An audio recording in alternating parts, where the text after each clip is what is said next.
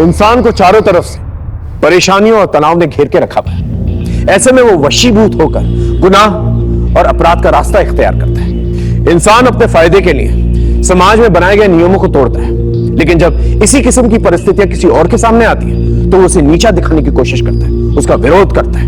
वो खुद के लिए किसी भी परिस्थिति में अधिक से अधिक लाभ उठाने की कोशिश करता है, और यही एक कारण है समाज में बढ़ते हुए जुर्म और अपराध के। आज जो केस मैं आपके सामने लेके आया हूं वो इन्हीं बुनियादी बातों के इर्द गिर्द है।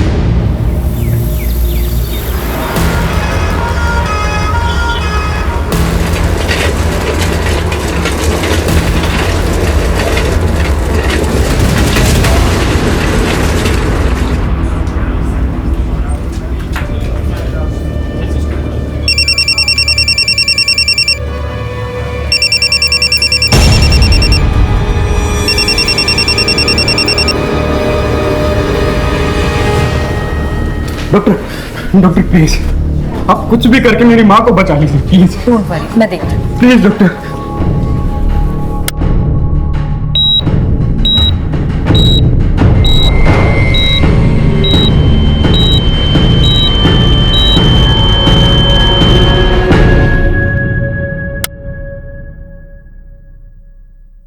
Doctor I am so sorry, हम उन्हें बचा नहीं पाए। सॉरी। तुमने मेरी पत्नी को मार डाला। देखिए सर, बहुत ही क्रिटिकल कंडीशन में आप उन्हें यहाँ लेकर आए थे। हम लेट लेकर आए थे उनको कि तुम्हारे यहाँ से लेट हुआ था। कितनी बार हमने कॉल किया यहाँ पर, और कितनी लेट वहां पर एम्बुलेंस पहुंची, और यहाँ आने के बाद उनको अंदर भी नहीं लेकर जाने दिया। कभी यहाँ फोन करो, कभी वहां फोन करो, कितने फोन मरवाओगे आपसे? मैंने बोला मेरी माँ को अंदर लेकर चलो, वो मर जाएगी। तो मैं तुझे जिंदा नहीं छोड़ूंगा। एक मिनट।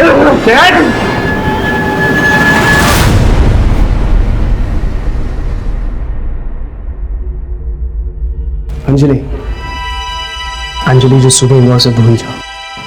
अरे हम डॉक्टर्स हर किसी की जान नहीं बचा सकते हैं। You not a murderer. चलो स्माइल कर दो, देखो अंदर बहुत खुशी का माहौल है। हंसता मुस्कुराता हुआ चेहरा लेके चलो, ओके?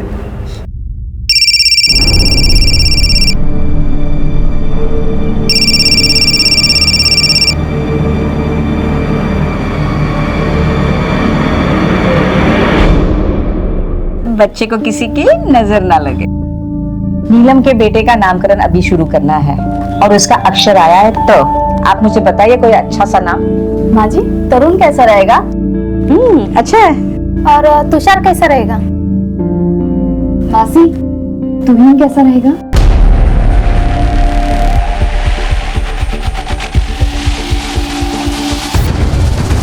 नहीं, तुम रहने दो। नाम वही लोग रखेंगे जिनकी गोद हरी भरी है। मैं चलती हूँ, एक पेशेंट को होम विजिट करना है। अंजलि, नीलम, मुझे आप लोगों से ये उम्मीद नहीं थी। तुम तो रहने दो दर्पण, हम तुम्हारे जैसे धर्मात्मा नहीं बन सकते। तुम अच्छी तरह से जानते हो कि कमी अंजलि में है, फिर भी तुम दूसरी शादी करने को तैयार नहीं हो। मौसी बस। क्या बस? आज अगर तुम्हारी माँ जिंदा होती तो वो भी यही कहती जो मैं तुमसे कह रही हूँ, समझा?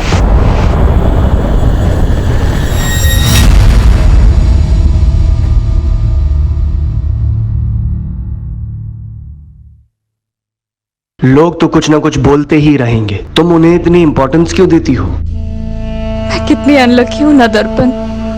प्रोफेशनली, पर्सनली मेरी लाइफ तो हेल हो चुकी है। स्विट्जरलैंड की रिपोर्ट्स अभी आनी बाकी हैं। ढूंढ के वाप, तुम मां बन सकती हो।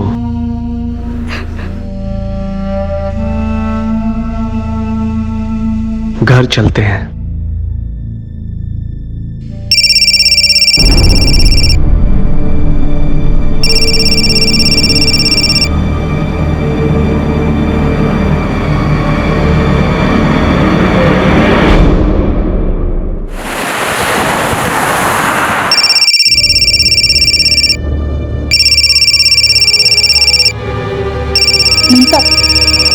आपका फोन बहुत बज रहा है।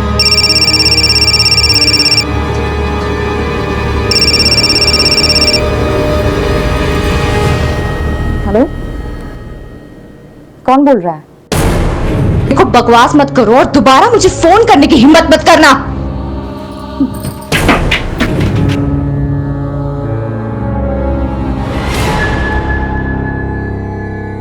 अरे वो सवेरे बिल्डिंग वाली अंजलि मैम साहब, जब देखो तब टेंशन में रहती है। कौन? Doctor aunty? हाँ वही डॉक्टर आंटी। दिन रात फोन बजते रहता है उसका, मगज घूम गया उसका। कुछ तो लफड़ा खत्म करना चाहती है।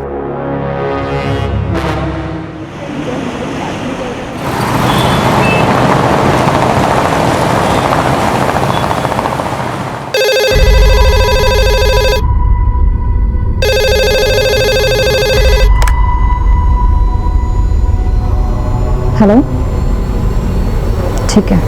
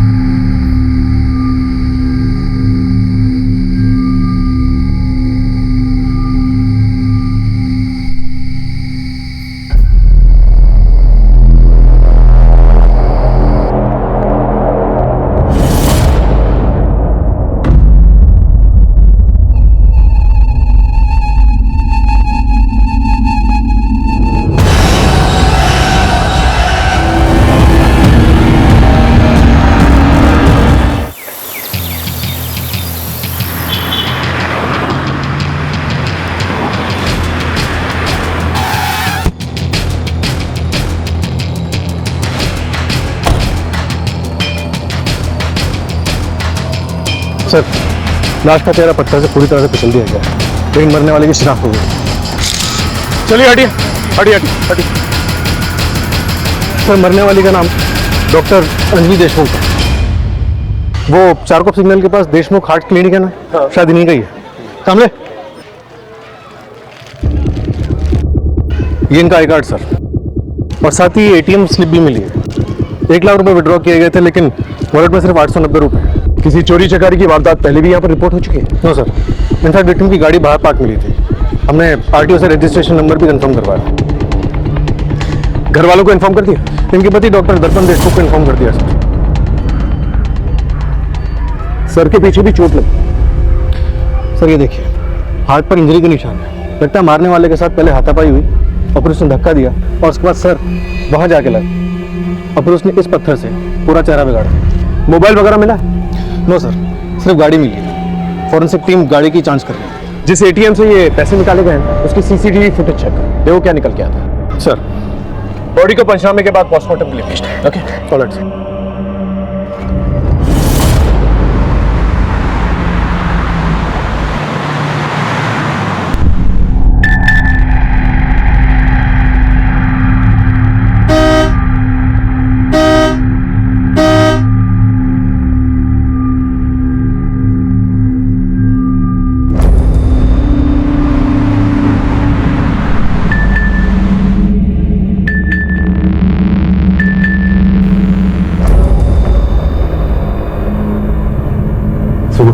परवाह कर लो, यहाँ के लोग अच्छे नहीं हैं।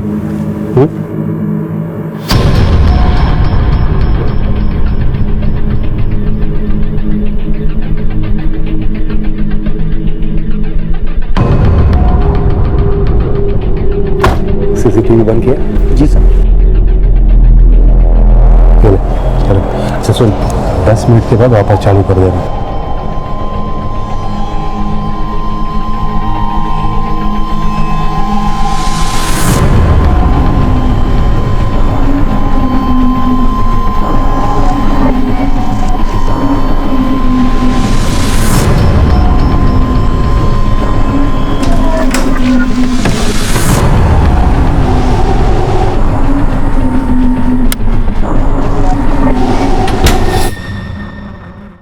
अंजलि पार्क में क्यों गई थी सर, मुझे कोई आइडिया नहीं है। आप कल से कहाँ थे? पूना में। जब आपका फोन आया तो मैं रास्ते में था। आखिरी बार बात कब हुई थी अंजलि से? कल सुबह, जब मैं पूना के लिए निकल रहा था। चलो मैं चलता हूँ, अच्छा, अगर कॉल करना है तो 8 बजे से पहले कॉल करना। Post that just leave a message. Sir ये थोड़ी क्रिटिकल है तो टाइम लगेगा। डोंट वरी, मैं जल्दी सो जाऊंगी ताकि सुबह जब तुम आओ मैं तुम्हारे लिए नाश्ते में कांदा पोहा और साबूदाना खिचड़ी बनाकर रखूं।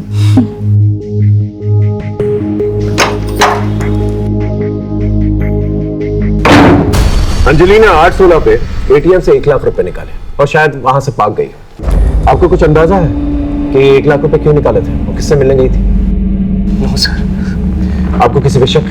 सर मुझे तो खुद कुछ समझ में नहीं आ रहा है। अंजलि एक डॉक्टर थी सर, और एक डॉक्टर को कोई क्यों मारेगा?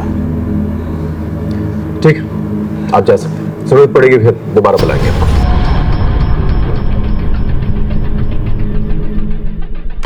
सर मुझे तो डॉक्टर दर्पण पे शक हो रहा है। जिस दिन ये पुणे गया उसी दिन अंजलि की मौत हो गई।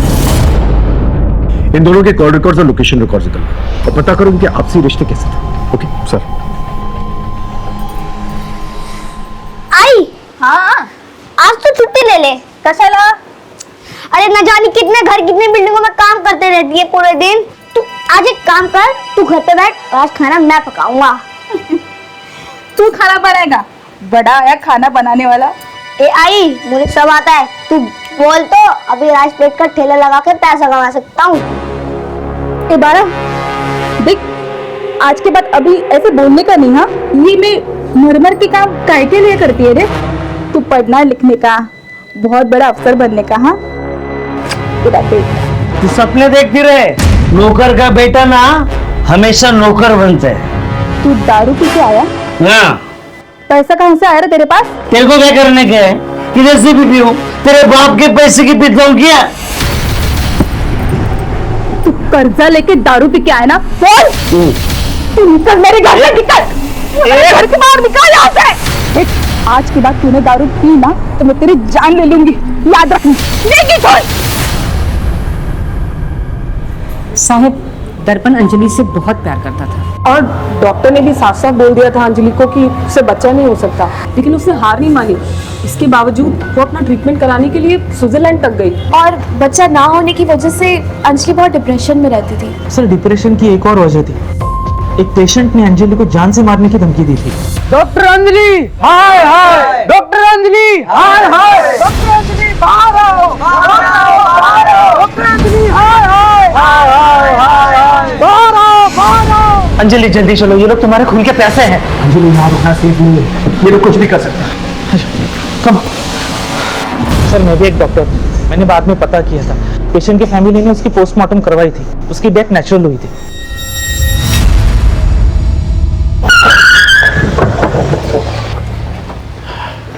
सर डॉक्टर दर्पण वाकई में पुणे गया था। मुंबई पुणे एक्सप्रेसवे के सीसीटीवी फुटेज में उसकी गाड़ी सुबह पुणे जाती हुई और अगली सुबह वापस आती हुई नजर आ रही है। तो रात भर वहां पर करके आया था। सर पुणे के सिद्धार्थ हॉस्पिटल में वो ओवरनाइट सर्जरी कर रहा था एक टीम ऑफ डॉक्टर्स के साथ। सर एक पर्सनल एंगल भी सामने आया है। डॉक्टर दर्पण और डॉक्टर अंजलि को बच्चा नहीं हो रहा था और कमी डॉक्टर अंजलि में थी। इस डॉक्टर दर्पण पे नजर रखो। और कोई एंगल या कोई लीड? सर प्रोफेशनल एंगल पे एक पेशेंट की फैमिली ने डॉक्टर अंजलि को जान से मारने की धमकी दी थी। मुझे लगता था कि उस पेशेंट की मौत अंजलि की लापरवाही की वजह से हुई। मैंने उस फैमिली को पुलिस स्टेशन बुलाया। सर हमने अंजलि देशमुख को नहीं मारा। जैसे उसने मेरी माँ को मारा वैसे ही किसी और को मार दिया होगा। सर उसने उससे बदला लिया होगा। ये रही तुम्हारी माँ की पोस्टमार्टम रिपोर्ट। इसके मुताबिक तुम्हारी माँ की मौत कार्डियक अरेस्ट की वजह से हुई और डॉक्टर अंजलि जो इंजेक्शन उन्हें दे रही थी उन्हें बचाने की कोशिश कर रहे थे। अब ये बता क्या साजिश कर रहे थे तुम? बोलो। सब मेरे बेटे को माफ कर दीजिए। उस दिन उसने जो कहा किया, भावनाओं में बहकर किया। अंजलि के मर्डर से हमारा कोई लेना देना नहीं है। जा।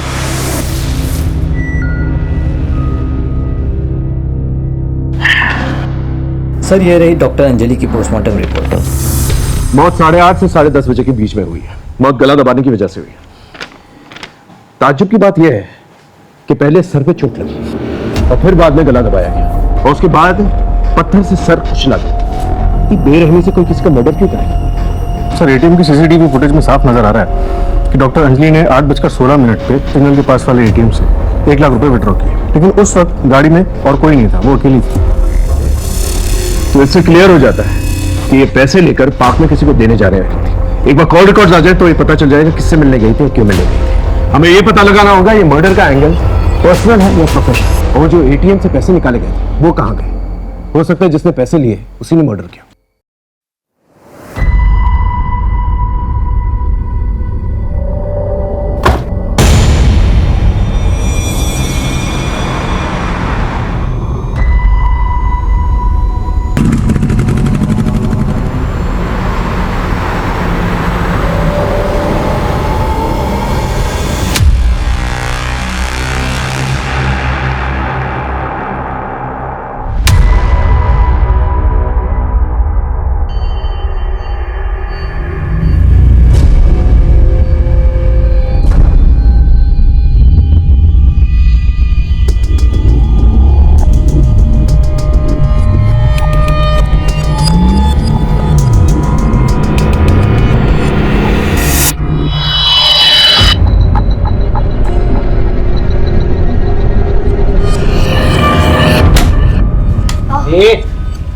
कौन है लड़की?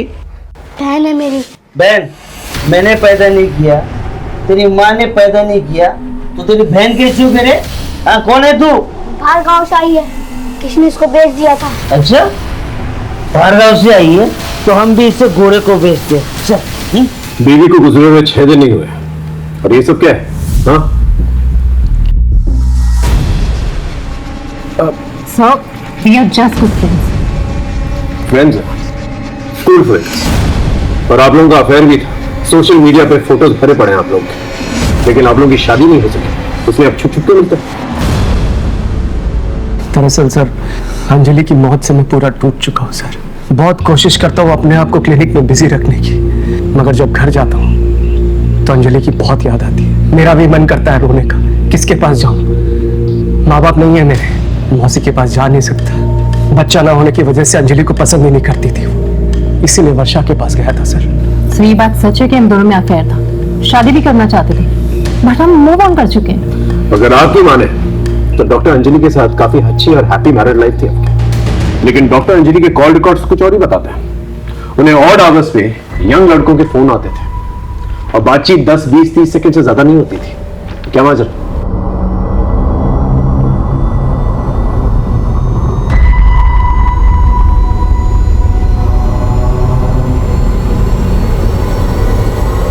आप अकेले हैं या तलाकशुदा हैं? आपकी तन्हाइयों का इलाज मेरे पास है। मुझे और भी अच्छी तरह से जानने के लिए, देखने के लिए, बात करने के लिए, मिलने के लिए, या वो सब कुछ करने के लिए इस लिंक पर क्लिक कीजिए।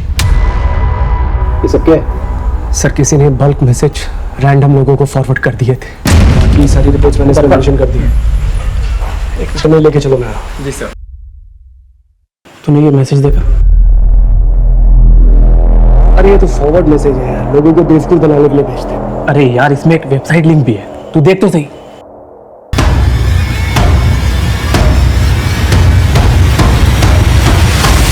कहाँ से आया तेरे पास ये? पता नहीं यार, किसी नंबर से फॉरवर्ड हुआ है। तो एक काम कर, मुझे मैसेज फॉरवर्ड कर और सुन, उसके बाद डिलीट कर देना, किसी को मत दिखा रहा है। ओके। क्या दिल हार्ट कर रहे हैं आप? आपको शर्म नहीं आती? मैं एक डॉक्टर हूँ, अगर मेडिकल प्रॉब्लम से रिलेटेड बात करनी है तो कॉल कीजिए, रखिए। किसका फोन था? पता नहीं, सुबह से दर्जनों कॉल्स आ रहे हैं, अजीब अजीब बात कर रहे हैं लोग। आपकी वेबसाइट देखी, आप कब अवेलेबल हो, I want to meet you, तो पता नहीं क्या क्या नॉनसेंस बोल रहे हैं। ये सब इस मैसेज की वजह से हो रहा है, और ये मैसेज इस वेबसाइट में ओपन होता है जहां तुम्हारा नंबर भी मेंशन है।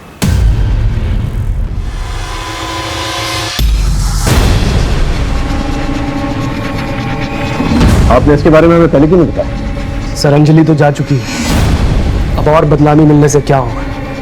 अगर इसके बारे में आपने हमें पहले बता दिया तो हम साइबर सेल से कह के इसे ब्लॉक करवा देते, फोन कॉल आना बंद हो जाता है। सर, हम लोग बहुत रिप्यूटेड डॉक्टर्स हैं, मार्केट में हमारा नाम है। मेरी मौसी की बेटी और उसका हस्बैंड भी हमारी ही बिल्डिंग में रहते हैं।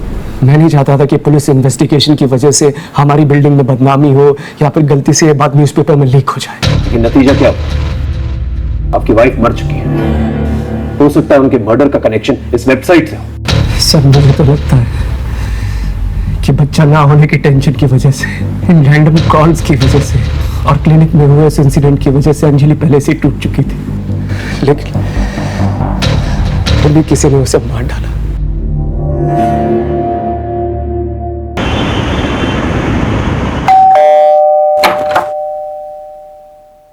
यस अंकल, आप यहाँ अकेले रहते हैं?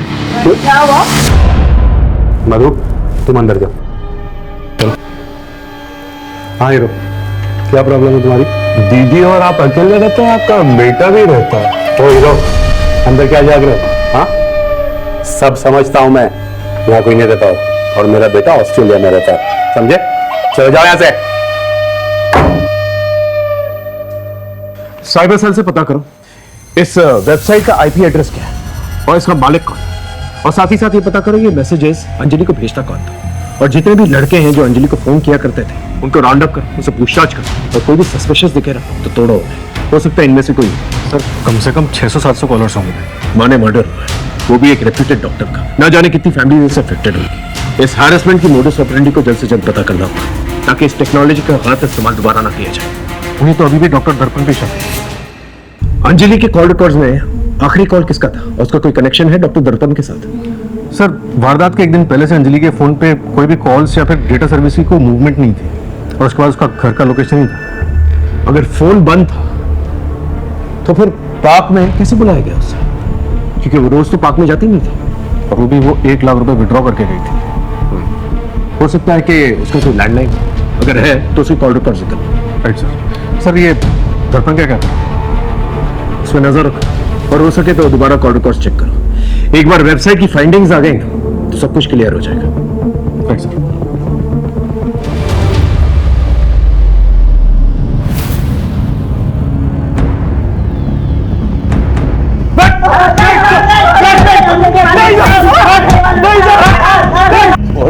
तुम में से किससे मारा उसे? हम नहीं जानते साहब, हमने कुछ नहीं किया, हमें तो सिर्फ एक मैसेज आया था और हमने मजे लेने के लिए उस पर कॉल किया था। कौन बोल रहा है? क्या बात कर रहे हैं? सर वो बल्क मैसेज सर्विस वाला आया है। हाँ सर, ये मैसेज हमारी कंपनी से किया गया है। हमें नीदरलैंड से क्लाइंट का मेल आया था और हमें कहा गया था कि वेस्ट मुंबई में 18 से लेकर के 40 साल की एज वालों को ये मैसेज डिलीवर करना है। और ये पेमेंट जो है नीदरलैंड से किया गया था? यस सर, पेमेंट करने वाले का नाम और मेल करने वाले का नाम एक ही है, बॉबी वैन लुइन।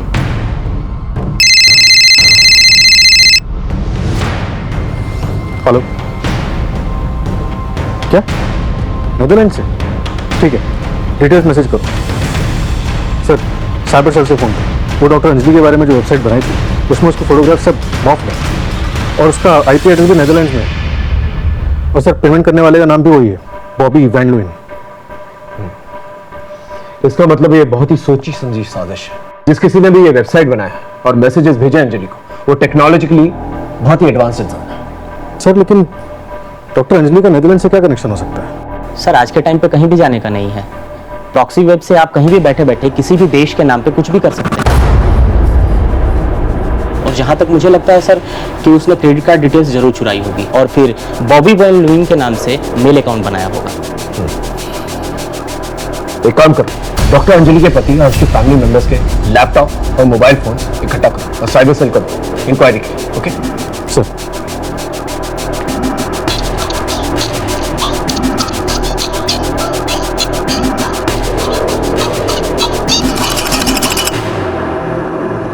सर ये रहे सबके मोबाइल फोन और टैब। ठीक। सलाम साहब। हाँ किशोर। साहब इस सोसाइटी में 15 दिनों के अंदर 4 गाड़ियाँ बड़े सस्ते में मिली। हाँ तो उसका अंजलि के मर्डर से क्या लेना देना हो सकता है? 4 गाड़ी भी थी साहब, कुछ तो चलेगा ना साहब। और अंजलि मैडम इस सोसाइटी की सेक्रेटरी थी। यस सर, अंजलि इसी सोसाइटी की सेक्रेटरी थी। सोसाइटी ने आपसी सहमति से ये डिसीजन लिया था कि हर एक फ्लैट को एक पार्किंग मिलेगी। यस सर, और मैं इस सोसाइटी का ट्रेजरर हूँ। सोसाइटी के सारे मेंबर्स लोग तैयार थे पार्किंग को लेकर, जो भी हम लोगों ने डिसाइड किया, लेकिन सुरवे एंड फैमिली तैयार नहीं थी।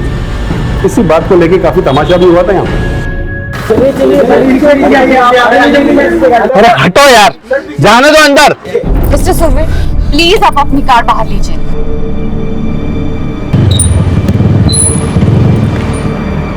मिस्टर सुर्वे प्लीज आप अपनी कार बाहर लगाइए, I request you please. Madam issue क्या है, कैमरा में देख के डिटेल में बताइए।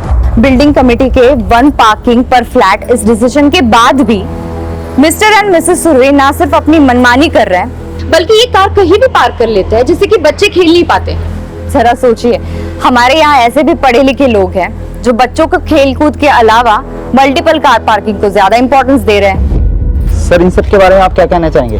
कुछ नहीं कहना से। अब बोलिए कुछ इनको, आप गाड़ी पीछे पार्क कीजिए। प्लीज बाहर पार्क कीजिए। आपको कितने बार बोलना, प्लीज बाहर। क्या आप इनको बोलिए गाड़ी बाहर लगाइए। मैं बोलती हूँ। पापा अगर सब बोल रहे हैं तो गाड़ी बैक कर लो ना। ठीक है, करता हूँ। अच्छा आप बाहर आइए, मैं करती हूँ।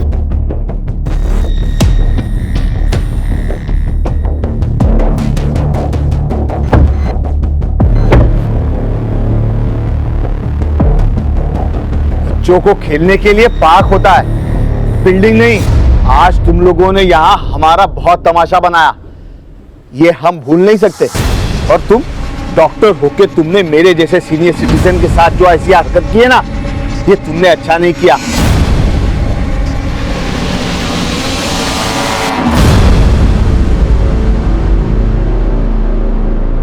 सर, मैं तो चाहता था कि बिल्डिंग में सबको 2 पार्किंग मिले, लेकिन अंजलि के उस दिन के एटीट्यूड से मुझे बहुत बुरा लगा। इन्हें दमा की बीमारी है, इनकी सांस चढ़ने लगी थी, इसलिए इन्होंने गुस्से में आकर कुछ भी बोल दिया। हाँ, और उस दिन के बाद से हम गाड़ी कभी अंदर लेकर नहीं आए। गाड़ी तो कवर होकर बाहर पड़ी है, और तो और मैंने उसे बेचने के लिए ऐड भी डाला हुआ है। Inspector, I am a senior citizen, और फिर पार्किंग के लिए मैं किसी का मर्डर कर दूंगा। ठीक है, आप लोग जाइए। सामने। Yes sir. इस फैमिली पे नजर रखना। Okay sir. Sir, cyber cell team ने डॉक्टर दर्पण और उसके रिलेटिव्स के सारे मोबाइल्स और लैपटॉप डिवाइसेस अच्छी तरह से खंगाल लिए, लेकिन कहीं से भी डॉक्टर अंजलि को जो परेशान करने वाली वेबसाइट बनाई गई थी उसके कोई ट्रेसेस नहीं मिले, ना ही प्रॉक्सी वेबसाइट के कोई लिंक और ना ही नेदरलैंड से कोई कनेक्शन। ये डॉक्टर अंजलि की लैंडलाइन रिपोर्ट है। वारदात की रात 8 बजे किसी मोबाइल से फोन आया था। सर, कुछ डॉट्स कनेक्ट तो हो रहे हैं। रात को 8 बजे अंजलि को फोन आया और उसके बाद वो एटीएम के लिए निकली। 8:16 पे उसने पैसे विड्रॉ किए और एटीएम से पार्क जाने के लिए कार से लगभग 7 मिनट लगे और 8:30 के आसपास उसका मर्डर हो गया। लास्ट कॉल किसका आया था? किसी जतिन सोलंकी का है सर। फिलहाल उसका फोन बंद है और वो घर पे भी नहीं है। उसके पड़ोसी ने बताया कि वो अपने गांव बाड़मेर गया है। इसका फोन सर्वेलेंस पे डाला और अपने एक आदमी को जतिन के घर पे नजर रखने के लिए कहा। ओके सर, पता करना होगा ये जतिन का और डॉक्टर देशमुख का आपस में कनेक्शन क्या है। डॉक्टर अंजलि देशमुख के मर्डर्स और गुनहगारों की तलाश अब भी जारी थी। मुंबई पुलिस साइबर से डॉक्टर अंजलि के अश्लील वेबसाइट बनाने वालों के बारे में क्लूज इकट्ठा कर रहा था। फैमिली, प्रोफेशनल और पर्सनल एंगल को हम अच्छी तरह से खंगाल रहे थे और इसी दौरान हमारे क्षेत्र में एक और मासूम की हत्या हो गई। दर्पण बेटा, मैंने पहले भी तुम्हारे लिए कई सारी लड़कियां दिखाई थी ना। अभी मेरा ध्यान कहीं और अटका हुआ है। जब तक पुलिस की छानबीन खत्म नहीं हो जाती मैं कुछ नहीं करूंगा। अब प्लीज मुझे बार बार मत बोला करिए, प्लीज।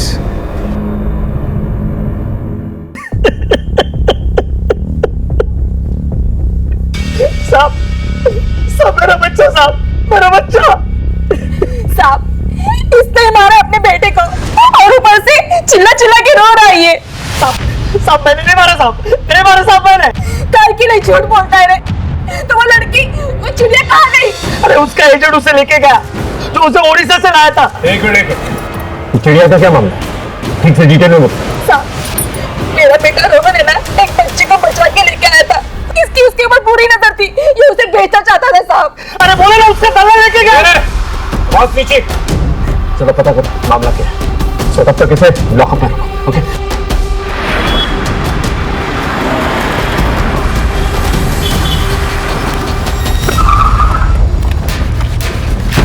आइए सर, मैं आपको बताता हूँ।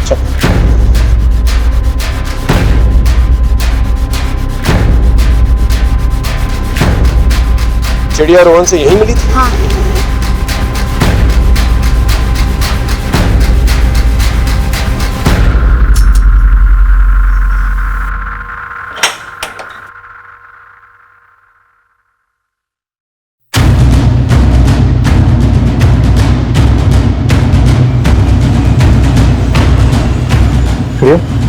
बेटा चिड़िया बोल। साहब मैंने रोहन को नहीं मारा, लेकिन ये सच है, मैं जब बाहर था तो रोहन चिड़िया को छुड़ा के ले गया था। उसे पता चल गया था कि मैं चिड़िया को बेचने वाला।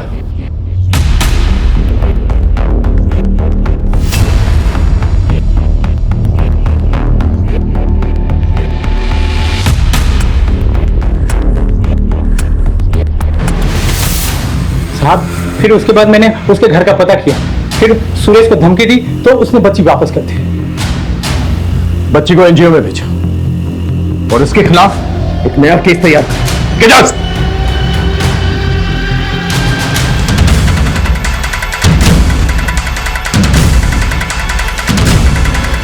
हेलो, जल्दी आ जाओ, यही मौका है।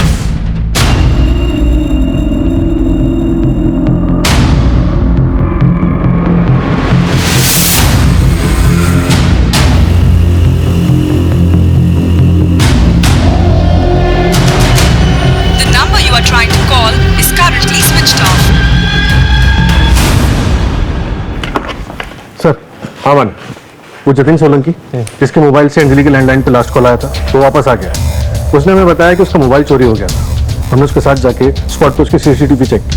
सर ये उसकी रिकॉर्डिंग है।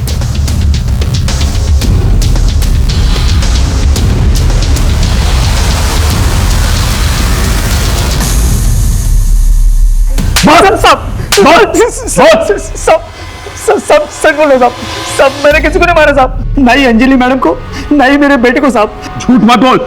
मालती और रोहन के जरिए तू अंजलि को जानता। तूने अंजलि का मर्डर किया और मर्डर करते वक्त रोहन ने तुझे देख लिया, इसलिए तूने अपने बेटे को भी मारा। साहब मैं सच बोल रहा हूँ साहब, मैंने किसी को नहीं मारा साहब। हाँ साहब ये बात सच है कि मैंने फोन चुराया था और उस चोरी के फोन से मैंने अंजलि मैडम को फोन किया था साहब। आप बहुत परेशान हो? आपको बहुत से गंदे गंदे लोगों के फोन आते हैं? हाँ, लेकिन तुम कौन बोल रहे हो? देखो ये जानने से कोई फायदा नहीं होगा। मैं आपका प्रॉब्लम खत्म कर सकता हूँ। 1 लाख देना पड़ेगा। 1 लाख दो और फोन बंद। अंजलि के वेबसाइट और मैसेजेस के बारे में कैसे पता चला?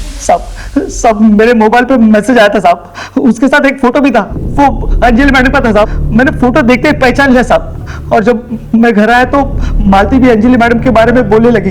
दिन रात फोन बजते रहता है उसका, मगज घूम गया उसका, कुछ तो लफड़ा खत्म करना चाहती है।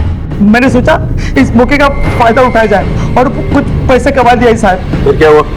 फिर साहब वो अंजलि मैडम मुझे मिलने के लिए आई। सब मैसेज बोला साहब, मैं जब वापस आया तो उनकी सांसें चल रही थी साहब, वो जिंदा थी साहब। मैं अपने मरे हुए बेटे की कसम खाता हूँ साहब, मैंने किसी को नहीं मारा साहब, मैंने किसी को नहीं मारा साहब, सब सच बोल रहा हूँ साहब। सर मुझे लग रहा है सुरेश सच बोल रहा है। अंजलि की पोस्टमार्टम रिपोर्ट में साफ लिखा हुआ है कि हत्या गला दबाने की वजह से हुई। अगर सुरेश ने अंजलि का मर्डर नहीं किया तो भी उसे ब्लैकमेलिंग और अटेम्प्ट टू मर्डर के चार्जेस से लगेंगे। अभी भी रोहन की मर्डर मिस्ट्री के बारे में पता करना है और अंजलि का गला किसने दबाया है यह भी पता करना है। अच्छा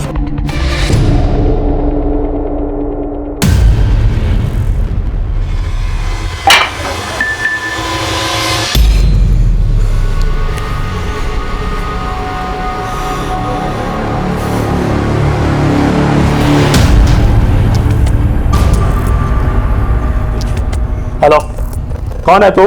अरे क्यों मुझे नंबर बदल बदल कर दिन रात सुबह शाम मैसेज करता रहता है? हाँ कहाँ है तू? कौन है बता मुझे, अब भी आकर मिलता हूं तुझसे मैं, अभी।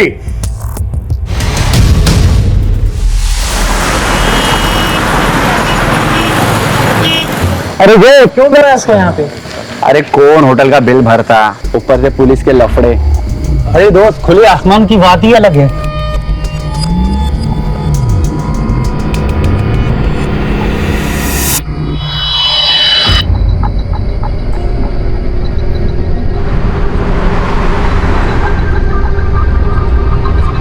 लगता है वो आ गया है।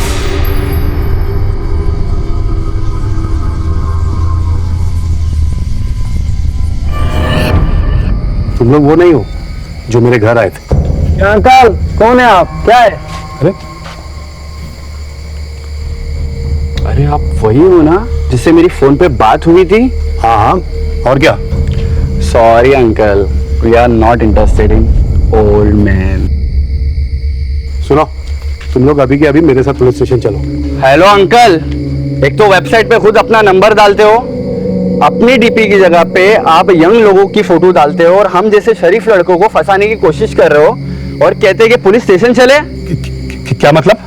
domesunil.com वेबसाइट आपकी ही है ना अंकल? और अंकल अपनी उम्र का ख्याल रखो, हमारा टाइम खराब कर दिया। Let's go. सुनो, तुम लोग अभी के अभी मेरे साथ पुलिस स्टेशन चलो। चलो यार, चलो ना प्लीज। अरे हमारी मुश्किलें कहीं से भी कम नहीं हो रही थी। अंजलि और रोहन के मर्डर केस में हमने सुरेश को अभी तक जेल में रखा हुआ था, लेकिन उसने अभी तक अपना जुर्म कबूल नहीं किया था। अंजलि के केस में हम उस वेबसाइट और मैसेज भेजने वाले का पता नहीं लगा पाए थे, वरना हम सुरेश के खिलाफ चार्जशीट फाइल कर देते। उधर रोहन के केस में हमें कोई और सुराग नजर नहीं आ रहा था।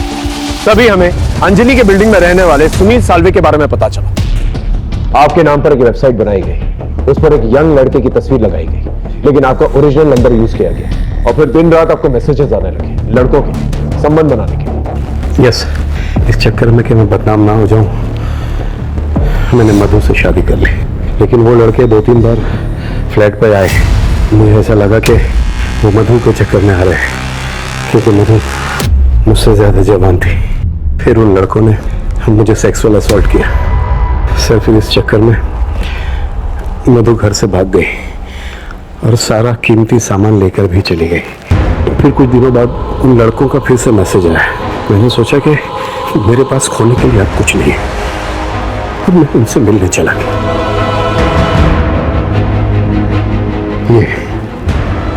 ये लड़के हैं, बोलो तीनों। आपको क्या लगता है आपका डॉक्टर अंजलि के कॉमन दुश्मन कौन हो सकता है, और मालती के बेटे रोहन का इस सबसे क्या कनेक्शन हो सकता है? मेरा डॉक्टर अंजलि और मालती का कॉमन कनेक्शन यही है सर, कि मालती हमारे घर में काम करती है।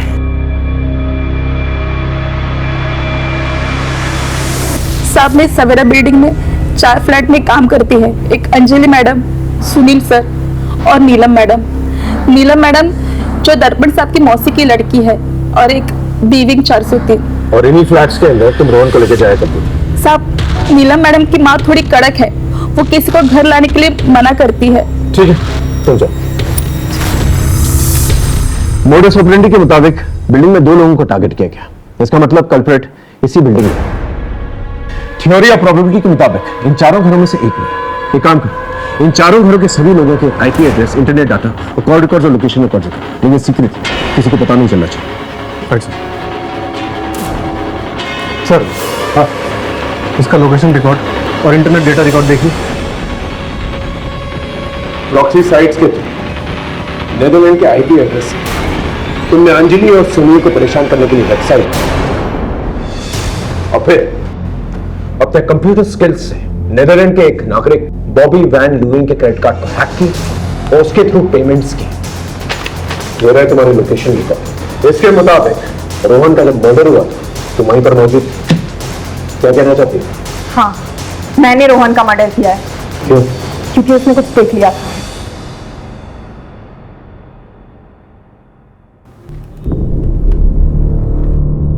ये अंजलि मैडम की गंदी फोटोज है ना? उनका तो मर्डर हो चुका है, तो ये फोटोज आपके पास कैसे आई? कौन अंजलि मैडम? ये किसी फिल्म के एक्ट्रेस की फोटो है। मैं उन्हें जानता हूँ, ये अंजलि मैडम है। कहीं आपने तो उनका मर्डर नहीं किया? आप मुझे फोटोज दिखाओ। एक मिनट। मैंने तो उनका मर्डर नहीं किया, लेकिन जिसने मुझे ये फोटोज भेजी है, हो सकता है उसने किया हो। हाँ, हम शाम को जाके ना उससे पूछेंगे, ठीक है? और फिर रोहन को मैं एक सुनसान जगह पे लेके गई। तुम सुनील और अंजलि से क्यों नफरत क्यों? बदला क्यों लेना चाहती थी उनसे? सर, आपको पता है, सिर्फ एक पार्किंग के चक्कर में उन्होंने मेरे माँ बाप की इतनी बेइज्जती की कि वो मर सकते थे। पापा अगर सब बोल रहे हैं तो गाड़ी बैक कर लो ना। पापा, अच्छा आप बाहर आइए, मैं करती हूँ। बस उसी वक्त मैंने सोच लिया कि इन सबको इनके किए की सजा दे के रहूंगी। सुनील को तो उसके किए की सजा मिल गई, लेकिन वो अंजलि बिना कुछ किए पहले ही मर गई। तो तुमने अंजलि को नहीं मारा? अंजलि के मर्डर के वक्त मैं घर पे थी। मैंने अंजलि को नहीं मारा। सर, एक बहुत बड़ी खबर हाथ लगी है।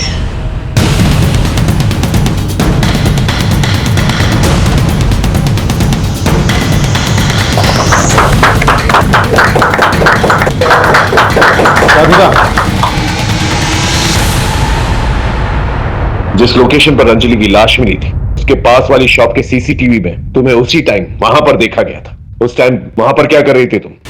जिस रात अंजलि का मर्डर हुआ उस रात मैंने उसे बिल्डिंग से बहुत परेशान हालत में निकलते हुए देखा। फिर मैंने उसका पीछा किया और फिर मैंने देखा अंजलि ने पैसे वहीं छोड़ दिए और सुरेश ने उसे पीछे से धक्का मारा। मैंने सोचा था कोई पकड़ा जाएगा तो वो सुरेश होगा। कानून की नजर से बचना इतना आसान नहीं। अब ये भी बता दो कि ये सब तुमने क्यों किया? क्योंकि मैं दर्पण से प्यार करती थी। अंजलि दर्पण को कभी वो नहीं दे पाती जो मैं दे सकती थी, बच्चा।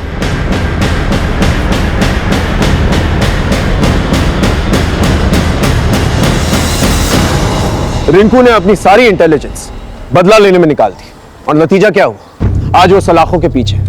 बदले की भावना हमारे जीवन में एक बहुत बड़ी दस्तक है, उसे सुने और उस पर काम करें। इसके अलावा अपने जीवन में संतुष्ट रहे, सैटिस्फाइड रहे। राधिका की तरह प्यार मोहब्बत की चाहत में जकड़ ना जाए, वरना नतीजा होगा जुर्म और आपके जीवन में रहेगा अंधकार। देखते हैं हमारे आज के एपिसोड की दूसरी। मामला सिर्फ एक स्कैम का नहीं है, गेम उससे कहीं ज्यादा बड़ा है। सन की आदमी है। इस बार हमें इसे रोकना है।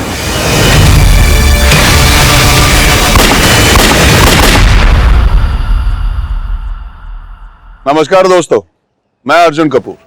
क्राइम पेट्रोल दस्तक के इस खास एपिसोड में मैं आपका स्वागत करता हूं। दोस्तों, हम सब अपनी रोजमर्रा की भागदौड़ में इतने व्यस्त रहते हैं कि हमें भनक तक नहीं लगती कि कब हम इंडिया के कुछ मोस्ट वांटेड दहशत फैलाने वालों के निशाने पर आ जाते हैं। कई बार तो हमारी जिंदगी बस किसी कोने में छिपी घड़ी की टिक टिक पर टिकी हुई होती है और हम बेखबर बस अपनी कलाई पर बंधे समय के पीछे भाग रहे होते हैं। लेकिन फिर भी हम हर रोज अपने दिन भर की भागदौड़ के बाद अपने अपने घरों में महफूज लौटकर चैन की नींद सोते हैं। और ऐसा सिर्फ इसीलिए हो पाता है क्योंकि कुछ जाबाज हीरोज हमारी रक्षा में 24 घंटे तैनात रहते हैं। दोस्तों, आज जो कहानी मैं आपके सामने लेकर आया हूं वो कुछ ऐसे ही दिलेर हीरोज की। ये हीरोज अगर ना होते तो मैं नहीं होता और आप नहीं होते। ऑपरेशन दिवस एक ऐसा मिशन था जिसको पूरा करना पूरे पुलिस डिपार्टमेंट और सीएसएफ यानी कि सिविल सिक्योरिटी फोर्स के लिए इम्पॉसिबल को पॉसिबल करने जैसा काम था।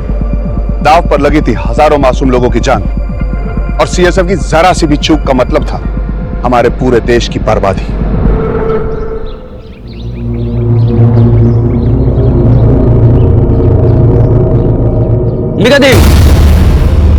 दर्शन तो हो गए, थोड़ा प्रसाद भी तो देती जाओ। तू भी हद करता है यार। जब तक हम लोग पूजा नहीं करेंगे तो प्रसाद कैसे देगी? हम तो कब से तैयार है पूजा के लिए। बस देवी एक बार हमारे पास तो आए।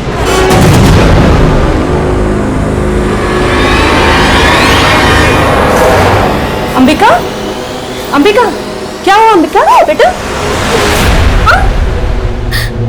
रो क्यों रही हो तू? मुझे यहाँ नहीं रहना। कितनी बार कहा है आपसे उज्जैन चले जाते, पर आप लोग मेरी सुनते ही नहीं हो। बेटा बता तो क्या बात हो गई है? वही मोहल्ले के लड़के जब भी रास्ते से गुजरती हूँ गंदी गंदी बातें करते हैं। अभी खबर लेती हूँ। चल, कहाँ है? इधर ही तो थे। भाग गए कमीने। बेटा अगली बार वो तुझे कुछ बोले ना तो सबसे पहले मुझे आके बताना, पुलिस में रिपोर्ट करूंगी उनकी। बात करके चले जाएंगे बस। खाली साहब, तुम फिर आ गए विष्णु, बार बार यहाँ पर क्यों आ जाते हो? तुमसे बोला है ना कि हमारी इन्वेस्टिगेशन चालू है, तुम्हारी जब भी जरूरत पड़ेगी हम तुम्हें बुलाएंगे। अभी जाओ यहाँ से। तो क्या बताऊं साहब, जिंदगी भर की कमाई लूट ले गए वो लोग। लेकिन तुम अकेले नहीं हो विष्णु, तुम्हारे जैसे कई और भी लोग हैं जिन्होंने लालच में आकर अपनी जिंदगी भर की कमाई एक फेक ऑनलाइन लॉटरी के गेम में कमा दी है।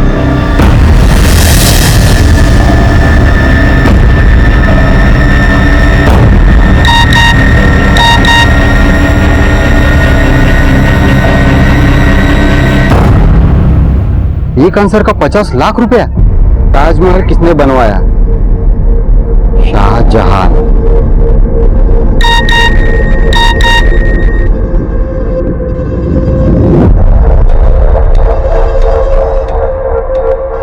$50 लाख पाने के लिए आपको 25,000 रुपया डिपॉजिट करना पड़ेगा।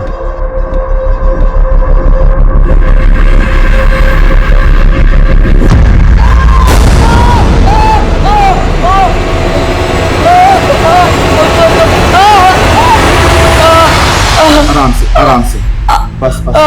ये सब आपकी वजह से हो रहा है। आप जैसा बेपरवाह बाप मैंने आज तक नहीं देखा। ले बेटा पानी पी ले। मैं तुम्हारी तरह रो रो के जताता नहीं हूँ। इसका ये मतलब नहीं कि मुझे अपने बच्चे से प्यार नहीं है। प्यार होता तो कम से कम इसके पैर का इलाज किसी अच्छे हॉस्पिटल में करवाते। इतने महीनों से आयुर्वेदिक डॉक्टर के पास लेके जा रहे, क्या फायदा हुआ? थोड़ा सब्र रखो, सब ठीक हो जाएगा। आजा आजा आराम से, चल आजा।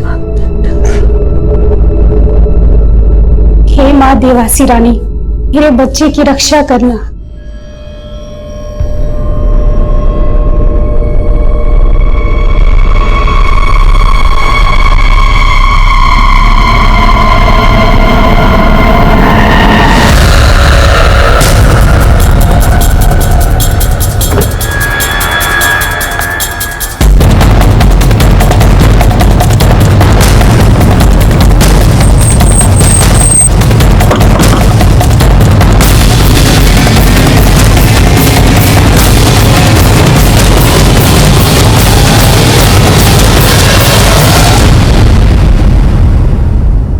तुम लोगों का गेम खेलकर तुम तक पहुंचे हम।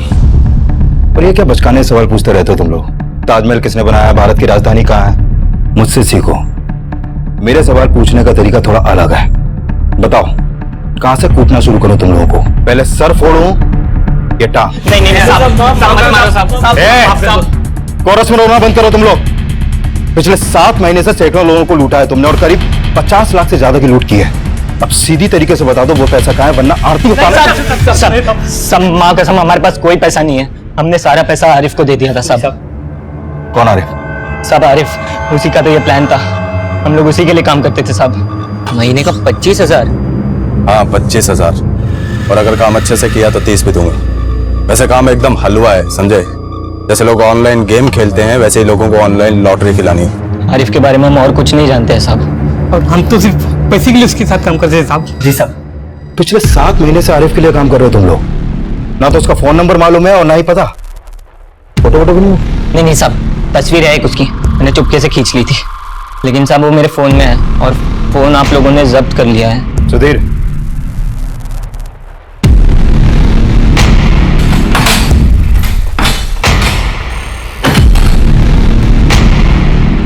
साहब यही था आरिफ। सुधीर, इस फोटो को क्राइम डेटाबेस में चेक करो। आई एम श्योर ये कोई पुराना चावल है। इसका कोई ना कोई क्राइम रिकॉर्ड जरूर मिलेगा। सर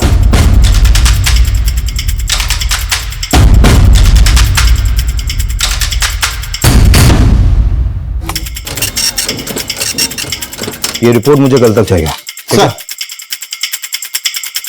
सर, इस आरिफ का असली नाम असलम शेख है और असलम आईआरआर का एजेंट है। इंटरनेशनल रेडिकल रेबल्स का एजेंट? ये आईआरआर तो दहशतगर्दी से जुड़ा हुआ है। तो दहशतगर्दी की संस्था से जुड़ा हुआ असलम फेक ऑनलाइन लॉटरी के गेम में क्यों इन्वॉल्व हुआ? सुदेश, फौरन डीसीपी ऑफिस और सीएसएफ ऑफिस में इन्फॉर्म करो। ये केस जैसा हम सोच रहे हैं वैसा है नहीं, मामला कुछ और ही है।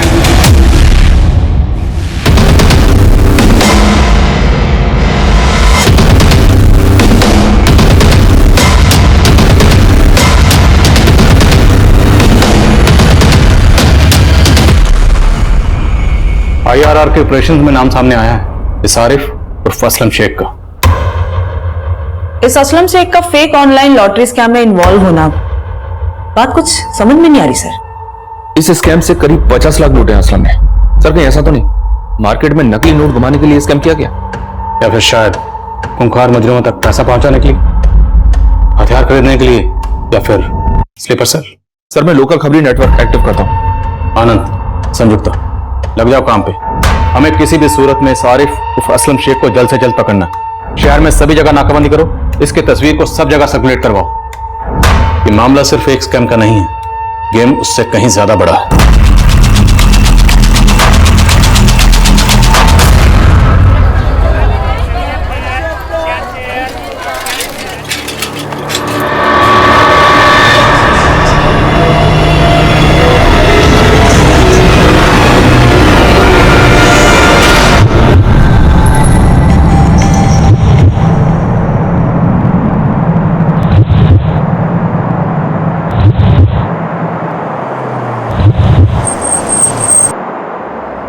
दोपहर के करीब 11 बजे उज्जैन के केसी मार्केट में ये बॉम्ब धमाका हुआ है। राजनीतिक दल जागरण मंच का कार्यालय भी यहीं पर है।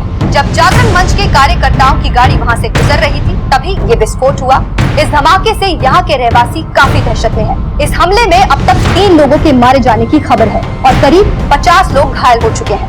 भरे बाजार में दिन दहाड़े हुए इस धमाके के पीछे किस दहशतगर्दी संगठन का हाथ है, इसका अभी पता नहीं चल पाया है। बॉम्ब में जेलेटिन स्टिक्स और डेटोनेटर का इस्तेमाल किया गया था ताकि ज्यादा से ज्यादा लोगों को डैमेज कर सके। सर, इस बात के पूरे चांसेस हैं कि इन सब में असलम का हाथ है। असलम पॉलिटिकल पार्टी जागरण मंच के ऑफिस के बाहर के सीसीटीवी में कैप्चर हुआ है। ये 1 हफ्ते पहले की फुटेज है।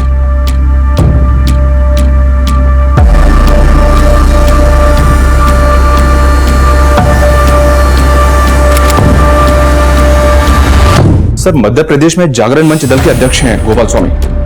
मुझे लगता है कि असलम के टारगेट यही थे, लेकिन गोपाल स्वामी की किस्मत अच्छी थी कि जिस दिन ब्लास्ट हुआ उस दिन वो गाड़ी में नहीं थे। लेकिन एक IRR एजेंट किसी दल के नेता को क्यों मारेगा? तो भी गोपाल स्वामी जैसा नेता तो किसी बड़े ओहदे पर भी नहीं, तार जुड़ नहीं रहा। Excuse me sir. हेलो, ठीक है सर। खबीर जावेद का फोन है। असलम का ठिकाना पता चल गया। बेटा चिंता मत करो, ये लेप लगाने से तुम्हारा दर्द एकदम ठीक हो जाएगा। हम इस अस्पताल में हड्डियों को आयुर्वेदिक पद्धति से जोड़ते हैं। आप देखिएगा, हमारे उपचार और देवासी रानी की कृपा से आपका बेटा बहुत जल्द चलने लगेगा। इसी विश्वास से तो वीर को इतने महीनों से आपके पास ला रहे हैं।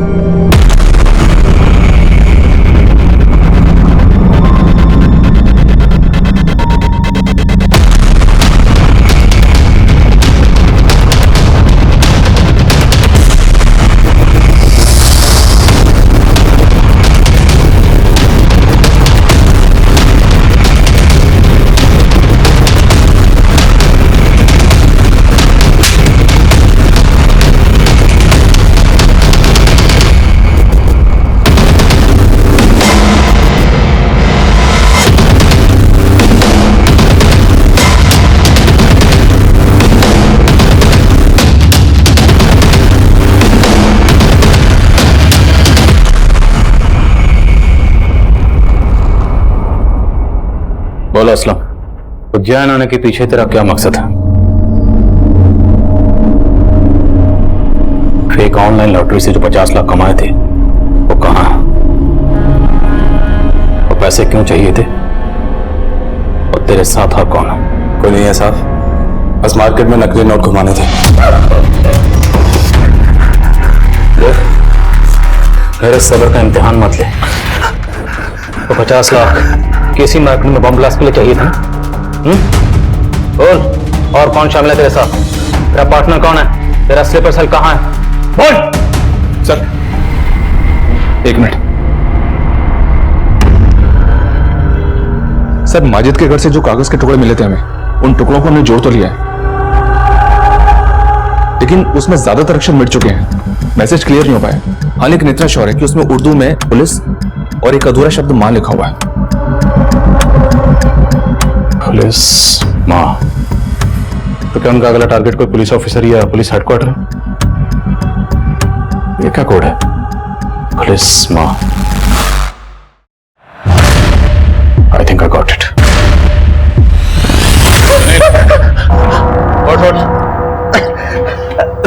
बेकार में इतनी मार खाई।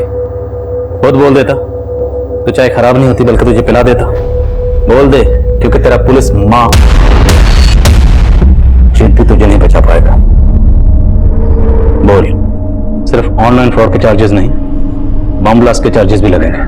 लंबा जाएगा तो अब तेरा पुलिस माजिद कुछ नहीं कर पाएगा। साहब, मैं मानता हूं वो 50 लाख मैंने पुलिस माजिद को दिए, लेकिन बम ब्लास्ट के बारे में मुझे कुछ नहीं मालूम।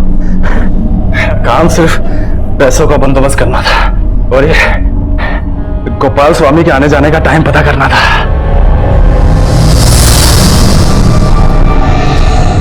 उज्जैन में ब्लास्ट कब और कहां हो गए मुझे नहीं मालूम था। तेरा ये पुलिस माजिद उज्जैन में?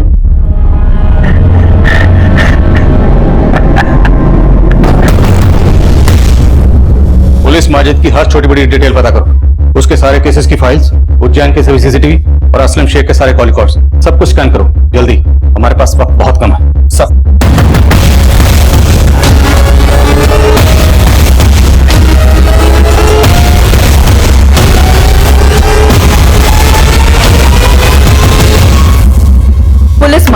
पुलिस माजिद का असली नाम है माजिद अंसारी। माजिद अंसारी के पिता मसूद अंसारी ये बिहार में पुलिस कांस्टेबल थे, इसीलिए मसूद अंसारी के बेटे माजिद को लोग पुलिस माजिद के नाम से बुलाते हैं। पुलिस माजिद का ये नाम पहली बार 2010 के बॉम्ब ब्लास्ट में सामने आया। 2010 के ब्लास्ट के बाद इसे पकड़ने में मुश्किल नहीं हुई, क्योंकि ब्लास्ट में घायल हुए लोगों की चीखें सुनने का शौक है इसे। सनकी आदमी है, पुलिस ने इसे साइट पे ही पकड़ लिया। 2010 से लेकर 2015 तक ये जेल में ही था। फिर 2015 में जब इसके कांस्टेबल पिता की मृत्यु हुई तो ये पेरोल पे बाहर निकला, उसके बाद ये फरार हो गया।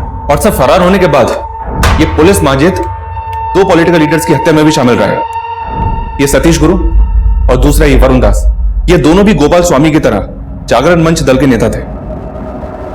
ये दोनों हत्याएं कब हुई? ये सतीश गुरु 12 मई 2015 सूरत में और ये वरुण दास 22 फरवरी 2016 बनारस में। होल्ड ऑन, मतलब साफ है ये पहले किसी शहर में किसी पॉलिटिकल लीडर का कत्ल करता है और फिर उसके कुछ दिन बाद वहां पे बम ब्लास्ट करता है। यहाँ 12 मई को कत्ल, 19 मई को बम ब्लास्ट और फिर बनारस में 22 फरवरी को कत्ल और 27 फरवरी को बम ब्लास्ट। तो आपका ये कहना है कि ये एक पैटर्न है? एब्सोल्युटली पैटर्न है। हो सकता है अगला ब्लास्ट उज्जैन या उसके आसपास के इलाके में हो। पर गोपाल स्वामी तो बच गया था सर, हो सकता है इसे भी फिर से मारने की कोशिश हो। बिल्कुल, इस गोपाल स्वामी की सिक्योरिटी बढ़ाओ। ये पुलिस माजिद हमेशा हमसे 2 कदम आगे रहा, लेकिन इस बार हमें उससे आगे रहना है। इससे पहले किसी बेकसूर को अपना निशाना बनाए, हमें इसे रोकना है। सर, पुलिस माजिद 5 साल जिस जेल में था, मैं उसके जेलर से बात करती हूँ। इन 5 सालों में उसे कोई ना कोई तो मिलने आया ही होगा, या जेल में उसका कोई दोस्त बना होगा। Sir, I am sure jail में हमें पुलिस माजिद के बारे में जरूर कोई ना कोई इन्फॉर्मेशन मिलेगी। इस पुलिस माजिद के पोस्टर छपवाओ हर जगह और इसके नाम पर 5 लाख का इनाम डिक्लेयर करो। ये पुलिस माजिद मुझे किसी भी सूरत में चाहिए।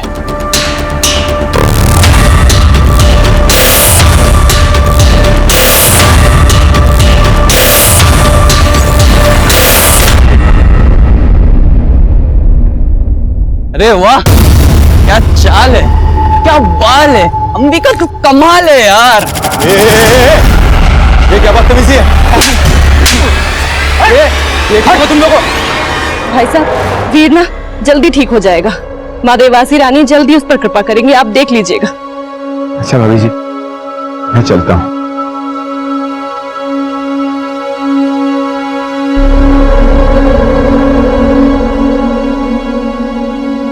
पुलिस माजिद जिस जेल में था, उस जेल के जेलर से मैंने बात की। यूं तो माजिद की फैमिली ने उससे सारे रिश्ते तोड़ लिए थे, इसीलिए इतने सालों में कोई उसे मिलने नहीं गया, और इन 5 सालों में उसका कोई दोस्त भी उससे मिलने नहीं आया।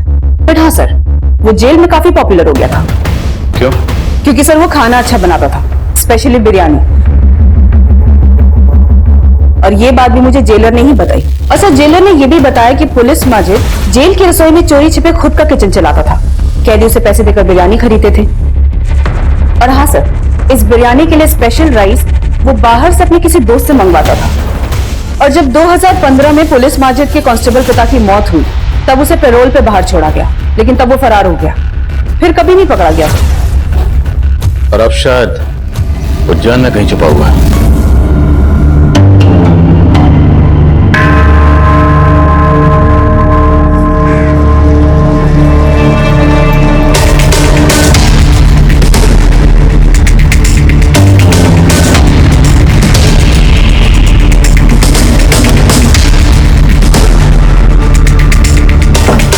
इतना तो साफ है कि पुलिस माजिद अब कोई बड़ी प्लानिंग कर रहा है।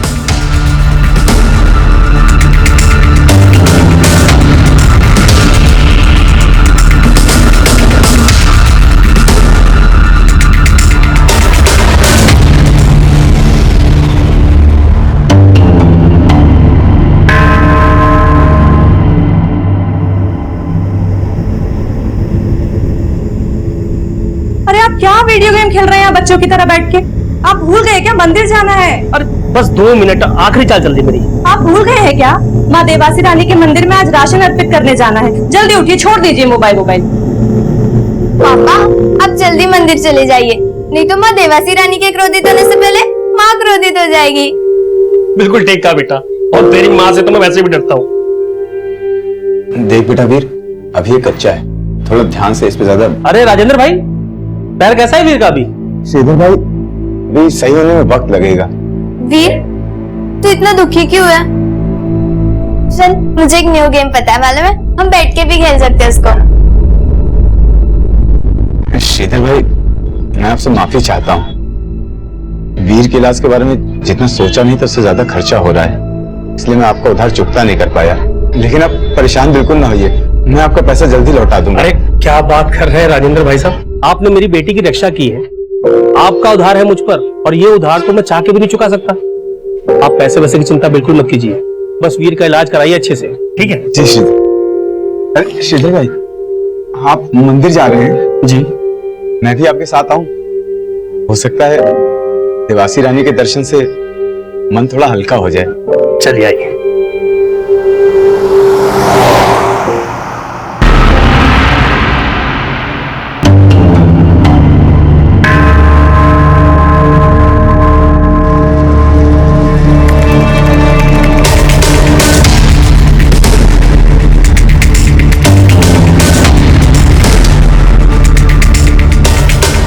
पुलिस माजिद हमारे ही बीच एक आम इंसान का चेहरा लिए छिपा बैठा था। कड़ी नाकाबंदी और सर्च ऑपरेशंस के बावजूद भी India's most wanted police Majid civil security force की नजरों से बचा हुआ था। माजिद एक बार फिर पुलिस से 2 कदम आगे चल रहा था। माजिद कहाँ छिपा था, उसका प्लान क्या था? पुलिस और सीएसएफ अब भी इस बात से बेखबर थे। इस बार चाय ठंडी होने से पहले पी लेना। चलो, कम से कम इसी बहाने आपके चेहरे पर मुस्कुराहट तो देखने को मिली। सर, हमने अकरम को पकड़ लिया। ये अकरम ही पुलिस माजिद को जेल में बिरयानी के लिए चावल सप्लाई करता था। कह रहा खबर देने के पैसे लेगा। ठीक है, उसे रोक के रखो, पहुंच रहा हूं।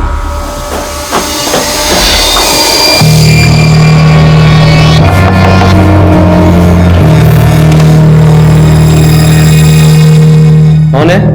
खेल शुरू हो चुका है। आप खेलते।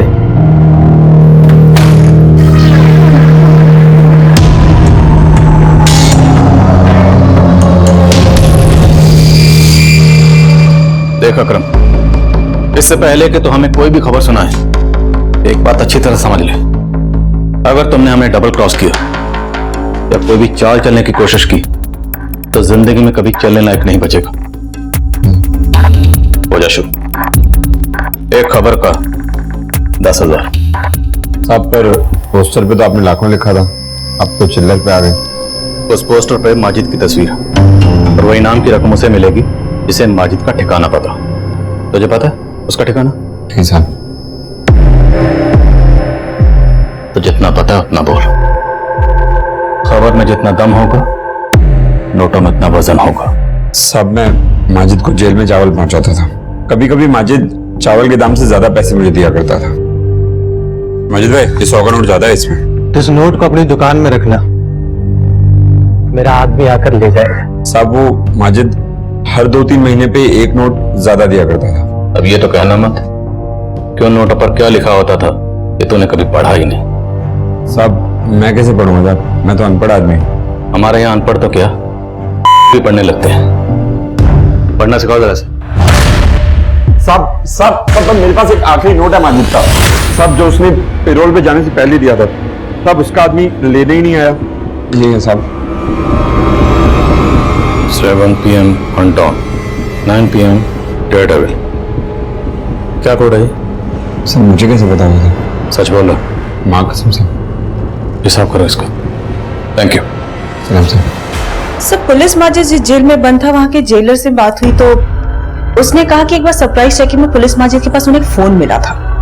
हालांकि उस फोन से कोई कॉल्स नहीं हुए थे, लेकिन हाँ, पुलिस माजिद उस फोन का इस्तेमाल सिर्फ वीडियो गेम्स खेलने के लिए करता था।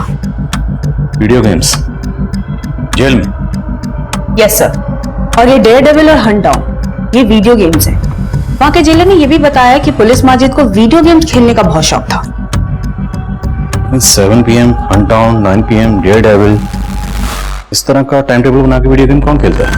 I am not sure sir, but इस तरह के गेम नॉर्मली लोग ऑनलाइन खेलते हैं। अलग अलग जगह के लोग आपस में मिलकर खेलते हैं, साथ में चैट भी करते हैं और हार्ड लेवल को क्रॉस करने के लिए चैट करते हुए आपस में स्ट्रेटेजी बनाते हैं। स्ट्रैटेजी? कहीं ऐसा तो नहीं ये पुलिस माजिद जेल के अंदर बैठा ही इस ऑनलाइन गेम के जरिए अपने जेल के बाहर के साथियों के साथ मिलकर कोई स्ट्रैटेजी बना रहा? क्योंकि आजकल मुजरिम बहुत शातिर हो गए और जानते हैं कि सेल फोन आराम से ट्रेस हो जाते हैं, इसलिए उन्होंने ये ऑनलाइन गेम का नया पैंतरा अपना है। सर, मैं अपने साइबर सेल के ऑफिसर्स को इस काम पे लगाती हूँ। और उनसे कहो कि केसी मार्केट ब्लास्ट के बाद उज्जैन में हंट डाउन और डेयर डेविल जैसी जितनी भी ऑनलाइन गेम्स के यूजर्स हैं सबको खंगालें। हो सकता है उनमें से कुछ ऐसे यूजर्स मिले जो पुलिस माजिद के साथ मिलकर अगले किसी कांड की स्ट्रेटेजी बना रहे हैं। Okay sir.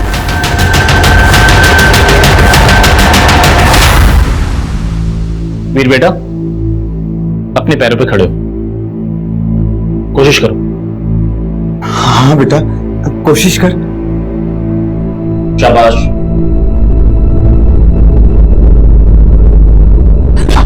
छोड़ दीजिए, वो अपने आप चलेगा। आराम से। बहुत बढ़िया। मैंने आपसे कहा था ना कि आयुर्वेदिक उपचार और मां देवासी रानी का आशीर्वाद अपना असर अवश्य दिखाएंगे। चल बेटा।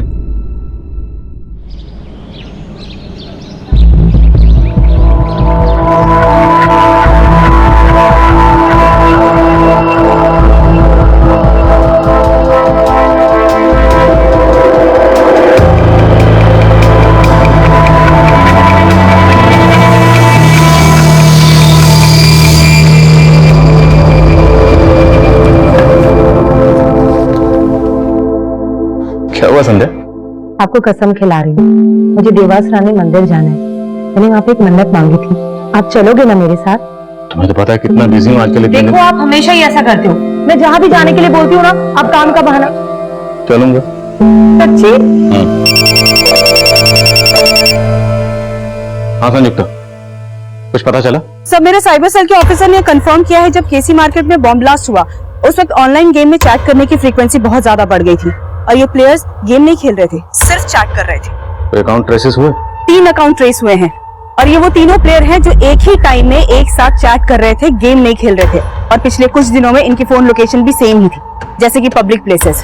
और सर, वो है Maxim mall, CK water park and Mahakal मंदिर। ये सारी लोकेशंस तो उज्जैन में उसी रूट पर पड़ती हैं जहां पर छतरी यात्रा का जुलूस निकल रहा। इन लोगों का इरादा वहां कुछ गड़बड़ फैलाने को तो नहीं, कोई बम वगैरह? संयुक्ता, आनंद को तुरंत इन्फॉर्म करो, जुलूस का रूट बदले, और अगर रूट बदलना पॉसिबल नहीं है तो जुलूस जहां है वहीं रोक दो और बम डिस्पोजल स्क्वाड को बुलाएं। यस सर, ये तीनों नंबर सर्विलेंस पे है और मैं इन लोकेशंस पे अपनी अलग अलग टीमें भी भेज देती हूँ। अच्छा, इन तीनों का कोई कॉमन मीटिंग प्लेस है जहां पर ये एक से ज्यादा बार मिले हो? हाँ सर, कल्याणपुरी, और ये वो लोकेशन है जहाँ पे वो लगभग हर दिन मिले हैं। इनके फोन लोकेशन से पता चला है। तो पूरे चांसेस हैं पुलिस माजिद कल्याणपुरी में कहीं छुपा होगा। अपनी एक टीम लेकर तुरंत कल्याणपुरी जाओ, मुझे पुलिस माजिद हर हाल में चाहिए। डोंट वरी सर, मैं खुद जा रही हूँ कल्याणपुरी।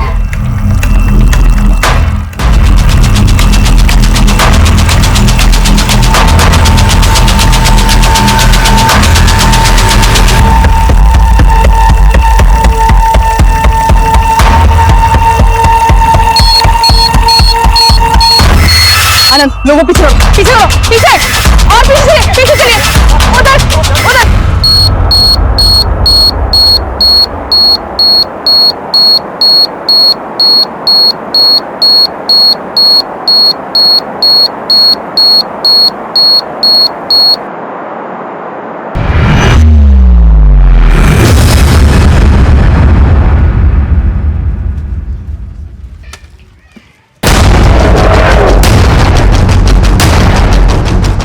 पेट्रोलिंग टीम फौरन कल्याणपुरी पहुंचो। पुलिस माजिद वहाँ पे मकान नंबर 15 में छुपा हुआ है। Over and out.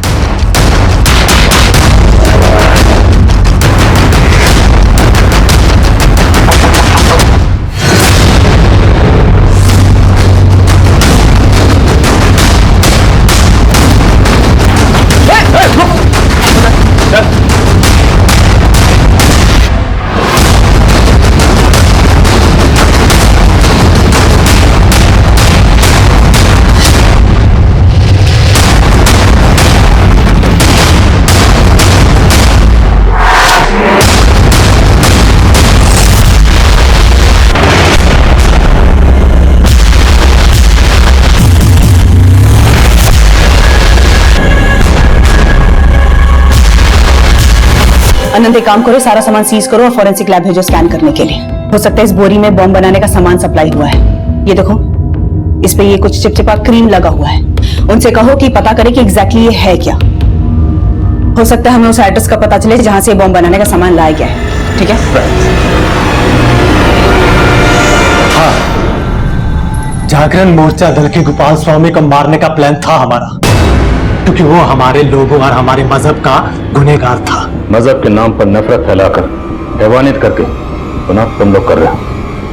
तुम लोगों को तुम्हारे गुनाह की सजा मिलके रहेगी। गुनहगार तो तुम भी हो, सजा तुम्हें मिलेगी। बस कल तक का सब्र कर लो। क्या होने वाला कल बताऊंगा। कल क्या होने वाला? अपनी आंखों से देख लेना, लाइव टेलीकास्ट।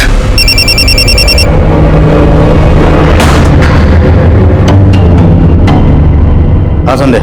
आदिल, मैंने अभी भी न्यूज सुनी कि आप लोगों ने इस पुलिस माजिद को पकड़ लिया। सारी मुसीबत टल गई। मैंने जो देवास रानी मंदिर में मन्नत मांगी थी ना, ये सब उसका ही फल है। हमें दर्शन करने जाना ही होगा। संध्या, आज नहीं जा पाएंगे। काम के बीच में ट्राई टू अंडरस्टैंड। तुम अपनी इबादत करो, मैं अपनी पूजा करती हूँ। मैं खुशी को लेकर मंदिर जा रही हूँ। अच्छा सुनो, ध्यान से जाना। पुलिस माजिद से हम ऑनलाइन गेमिंग थ्रू मिले थे। उन्होंने हमने समझाया कि हम और हमारे लोग खतरे में हैं और हमारा फर्ज है कि उनकी हिफाजत करें। हमें सिर्फ ये कहा गया था कि अलग अलग लोकेशन पे बॉम्ब प्लान करना है। बॉम्ब का सामान भी खुद पुलिस माजिद ने अरेंज किया था और कहाँ से लाया था वो हमें कुछ नहीं पता। हम उनकी बातों में आ गए थे। सर, मैंने दोनों लड़कों का बैकग्राउंड चेक किया, उनका social media account, call record सब स्कैन किया। कुछ भी सस्पिशियस नहीं मिला सर। शायद ये दोनों लड़के सच बोल रहे हैं। इस पुलिस माजिद ने इन दोनों लड़कों का ब्रेन वॉश किया होगा और इन सब चीजों में इन्वॉल्व किया होगा। मैं कम सर? सर, ये फॉरेंसिक रिपोर्ट आ गई है। माजिद के घर से जो बैग मिला था, उस बैग में जिलेटिन और नाइट्रेट पाउडर के ट्रेसेस मिले हैं। नेबर्स ने भी कंफर्म किया है कि उस बैग को माजिद ही अपने साथ लेकर आया था। और बैग के अंदर वो जो चिपचिपी चीज थी वो क्या था? सर, वो चिपचिपी चीज आयुर्वेदिक लेप है जो हड्डियों को जोड़ने में इस्तेमाल किया जाता है। मैंने पता किया है, यहाँ से कुछ ही दूरी पर देवास में एक हॉस्पिटल है जो इस तरह के इलाज के लिए फेमस है। वहां भी सर कुछ इसी तरह का लेप यूज किया जाता है। देवास यहाँ उज्जैन से तकरीबन 36 किलोमीटर दूर है। कहीं ऐसा तो नहीं कि माजिद ने अपने कुछ लोगों को पहले ही यहाँ रखा हुआ था, जब वक्त आने पर उसके लिए काम कर सके? स्लीपर सेल, एक काम करो, देवास जाओ, वहां जाकर ग्राउंड इन्वेस्टिगेशन करो। हॉस्पिटल में पिछले 6 महीने के पेशेंट्स के रिकॉर्ड निकलवाओ और चेक करो उन पेशेंट्स में से किसी का क्रिमिनल रिकॉर्ड है या नहीं। Okay sir. संयुक्ता, इस माजिद का मुख खुलवाओ किसी भी तरह से। Sure sir.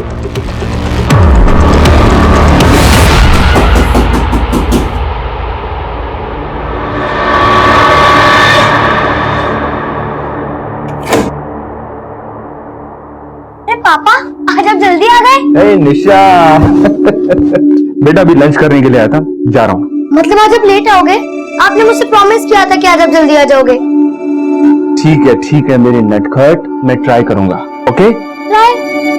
ठीक है, मतलब आज आप जल्दी नहीं आओगे। कोई बात नहीं, मैं जो आपको रात को बर्थडे सरप्राइज देने वाली थी वो भी दे देती हूँ। सरप्राइज? यस। अब बोल बोल। नहीं बताऊंगा। नहीं बताएगा? नहीं बताऊंगा। चलो जाओ।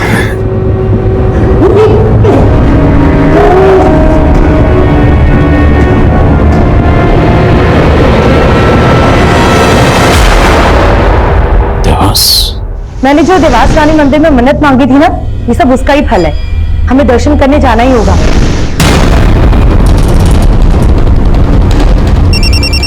पापा को फोन है। हेलो।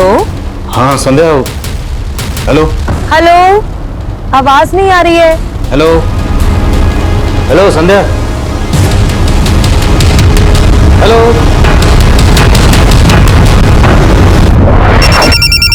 हाँ संध्या। सर, मैं आनंद बोल रहा हूँ। हाँ आनंद बोलो। सर, मैंने यहाँ डीओ के अस्पताल में पिछले 6 महीने में आए सभी मरीजों की लिस्ट खंगाली है। तो सस्पेक्ट मिला? संदिग्ध तो नहीं मिला सर, लेकिन माजिद के घर से जो बोरी मिली थी जिस पर लेप लगा हुआ था, यहाँ के डॉक्टर ने बताया कि उस तरह की बोरी यहाँ एक आदमी लेकर आता था। कौन आदमी? राजेंद्र नाम है उसका, सब्जी वाला है। पिछले कुछ महीनों से अपने बेटे के इलाज के लिए आता है।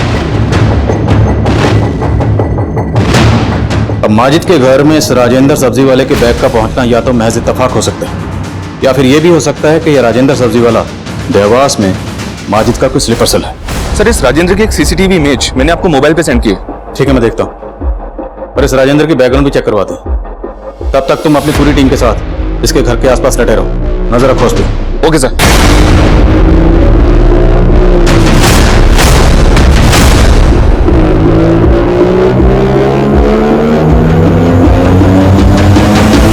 क्या हुआ मेरे बच्चे, तू इतना परेशान क्यों है?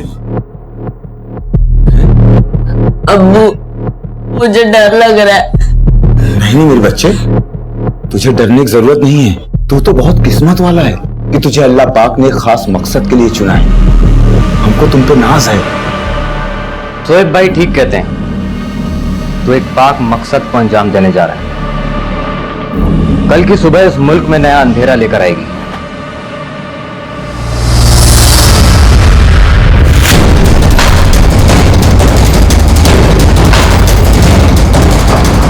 साथ साथ तीसरे माले पे बीच वाला घर। 4 लोग मुझे यहाँ चाहिए ऊपर। ओके, एक स्नाइपर मुझे यहाँ से दूर चाहिए।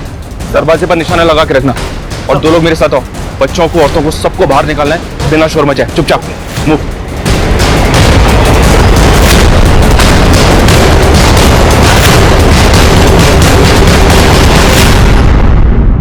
तू उस भीड़ में शामिल हो जाना, ये तेरा आखिरी इम्तिहान है। तुझे जन्नत नसीब होगी। अब्बू, जन्नत जाना ही था तो मेरे पैर तोड़ने की जरूरत क्या थी?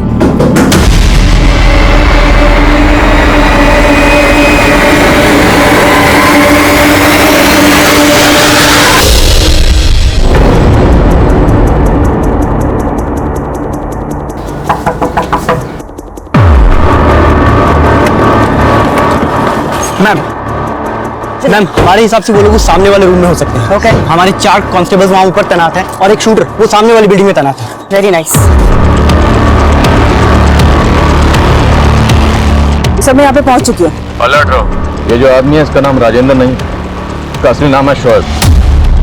जागरण मंच के ऑफिस में जो ब्लास्ट हुआ था उसमें शोएब का हाथ था, और आसपास की बिल्डिंग को खाली करवाना शुरू करो। इंस्पेक्टर अनंत इस काम में लगे हुए हैं। भाभी, हम लोग भी बातों में लग गए। देखो ना कितनी देर हो गई है, दिन भी चढ़ गया है। श्रीधर ने ना हम सबके लिए वीआईपी पास अरेंज किए थे मंदिर के। थोड़ा जल्दी कर लो ना भाभी। हाँ, राजेंद्र भाई साहब, आप भी तैयार हो जाइए, थोड़ा जल्दी कर लीजिए ना। जी बिल्कुल। दीदी आप चलिए ना, हम आते हैं। अच्छा ठीक है। हाँ।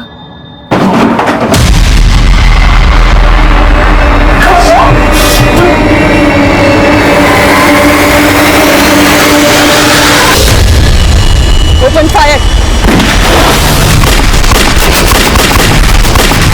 पोजीशन लो। वहां से मैडम, मेरी बेटी और मेरी बच्ची अंदर एक लेडी और एक बच्ची है, इन्हें रेस्क्यू करने की कोशिश करो। मेरी पत्नी अंदर है, मेरी बच्ची।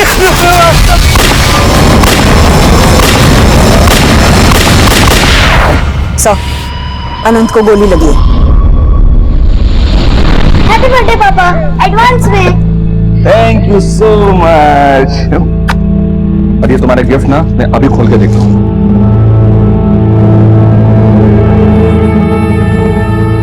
वॉच? Yes watch. अब आपको हमेशा टाइम पे घर आना ही पड़ेगा।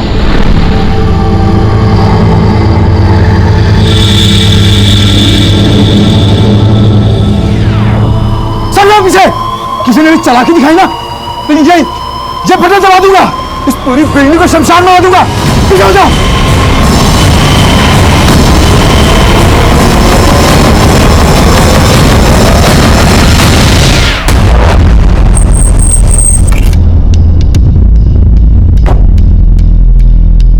आनंद ठीक तो है? यस सर, हॉस्पिटल बिल्डिंग खाली होगी। सर, मेरी पत्नी और बच्चे अंदर है सर। पीछे ले चलो। सर, इस आदमी की बीवी और बेटी इस बिल्डिंग में फंसे हुए हैं। हाँ, क्या? हाँ सर, ये राजेंद्र के हम पड़ोसी है साहब। हम लोग देवासी रानी मंदिर मन्नत मांगने के लिए जाने वाले थे साहब। साहब, मुझे तो यकीन भी नहीं हो रहा कि राजेंद्र ये सब करता साहब। साहब, मेरी पत्नी और बच्ची अंदर है साहब, प्लीज आप उसको बचाइए साहब। उन्हें कुछ नहीं होगा, आप हमारी मदद कीजिए। ये बताइए कि राजेंद्र के घर में एग्जैक्टली कितने लोग हैं इस वक्त? सब राजेंद्र के अलावा उसकी पत्नी कांति है, एक रिश्तेदार है सर, और उसका एक बेटा है सर, वीर। उसकी टांग टूटी हुई थी साहब। तो राजेंद्र ने मन्नत मांगी थी कि अगर उसका पाँव ठीक हो जाएगा तो वो देवासी में चढ़ावा चढ़ाएगा साहब। राजेंद्र ने मन्नत मांगी? हाँ साहब। वो देवासी मंदिर पहले भी जा चुका है? हाँ साहब, कई बार गया साहब। संयुक्ता, लगता है इन लोगों का मेन टारगेट देवासी मंदिर ही है। तो मैं काम करो, एक टीम लेकर फौरन देवासी मंदिर जाओ, वहाँ के ट्रस्ट से बात करो, उनसे कहो जितने भी श्रद्धालु हैं सबको बाहर निकालें और गेट बंद करें। संध्या वहीं है, let me talk to her. Okay sir.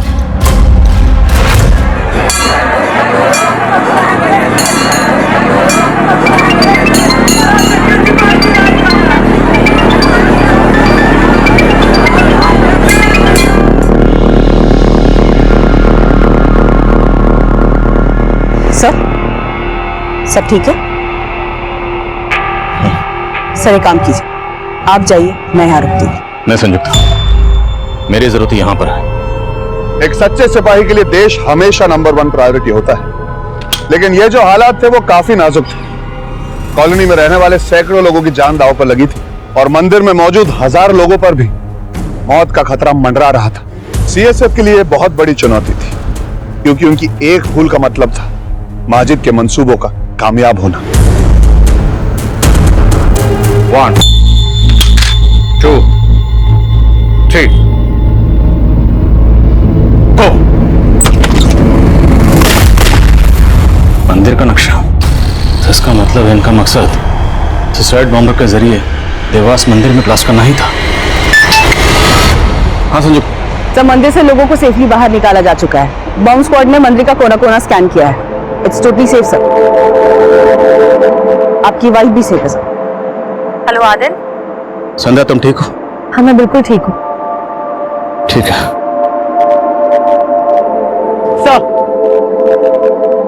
Shoaib, जिसे आप राजेंद्र के नाम से जानते हैं, वो पुलिस माजिद का साथी है। माजिद और शुएब ने मिलकर ही प्लान बनाया था। 2 ब्लास्ट करने का प्लान था। एक ब्लास्ट जागरण मंच के नेता गोपाल स्वामी को मारने के लिए था, ताकि पुलिस उज्जैन में ही इस ब्लास्ट की इन्वेस्टिगेशन में बिजी रहे और वो दोनों अपनी असली मिशन को अंजाम दे सके, देवासी रानी मंदिर में ब्लास्ट करके, जहां अष्टमी पूजा के लिए हजारों की तादाद में लोग आते हैं। और तुमने इस घिनौने काम में अपने शौहर का साथ दिया? मजबूर थी मैं। आदिल खान की लीडरशिप में सिविल सिक्योरिटी फोर्स ने जितनी सफाई से साजिश को नाकाम किया वो काबिल तारीफ है। आदिल खान और उनकी टीम ने न सिर्फ हजारों लोगों की जान बचाई, बल्कि रेजिडेंशियल एरिया में रहने वाले किसी भी नागरिक को आज तक नहीं आने दी। अब मैं अर्जुन कपूर आपसे इजाजत चाहूंगा। देखते रहिए क्राइम पेट्रोल दस्तक। मकसद बताना नहीं, बचाना है। क्राइम पेट्रोल के ऐसे ही मजेदार एपिसोड्स देखने के लिए हमारे चैनल को सब्सक्राइब करें।